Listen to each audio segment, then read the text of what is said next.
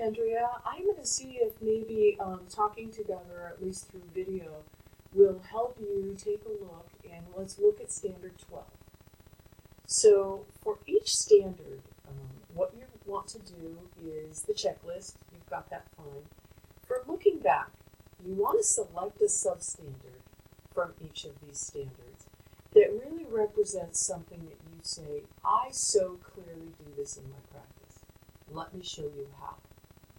So what you want to do is you want to collect something. Let's take a look at the 12.6. So here's a support for you. It's not the actual wording of the standard that's on the checklist. The actual wording of the standard is communicate clear performance, learning, and behavior expectations to students, parents, and school administration. Well, sometimes when it's written so formally, it's not, you're like, what? What does that mean? So this is scaffolding for participants, teachers, to look at and go, oh, let's get to the heart of it. So it's saying, how do I, as a teacher, develop and communicate expectations about how students perform, complete a project, behave in class, work in their groups? How do I do that? So I want to be really clear, and I need to have something that I can show that does that, other than me saying I do it. It's not that people don't believe each other, but that's why we're only asking you for one. So we're asking you, pick the strongest one out of these standards that you feel like, oh boy, howdy, do I have evidence for this or what? So I'm going to use an example for me. Suppose I pick 12.6. In less than 3 sentences, so very short, explain the evidence I've attached. So in my class, I would say, okay, this is how I communicate expectations. I have rubrics that I use for each and every project.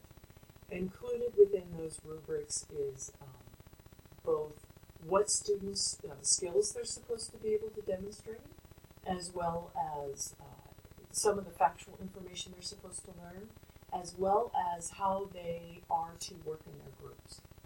Now, it doesn't mean your rubric has to show all those things. I'm just describing mine.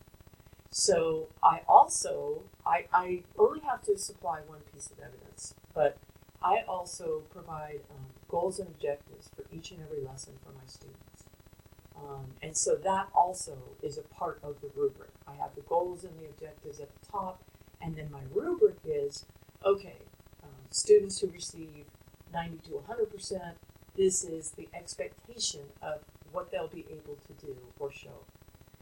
In 3 bullet points, explain how what I'm attaching, the rubric, meets that substandard. So I'm going to say, okay, I have a rubric. I've told them, here's what I have. I have a rubric that outlines everything students are supposed to be able to do and how I'm going to grade it, and it also has goals and expectations. So how does that support how I share it? Well, anytime I have a rubric, I'm communicating to students exactly how their work is going to be graded. I'm also discussing by the objectives and goals what I expect students to be able to learn or do.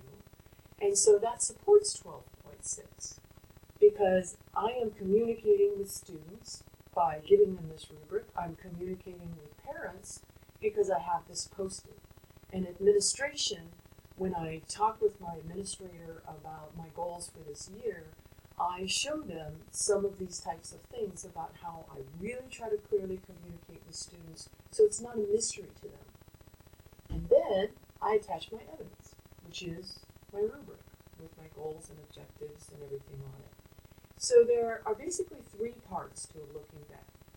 I'm going to explain what I've attached, and it needs to be something concrete that I've attached. I'm going to explain how what I've attached connects to the standard. If I did not have this, I would just add my rubric and expect the reader to go, oh, okay, I see the rubric does this. So we're laying it out for the reader. We're saying, hey, here's the standard of what a teacher is supposed to be able to do. I'm going to tell you what I'm attaching. I'm going to tell you why I'm attaching it, and then I'm going to attach it. So please go back, take a look at Standard 12, see if this helps you at all. If not, let me know. Thanks, Andrea.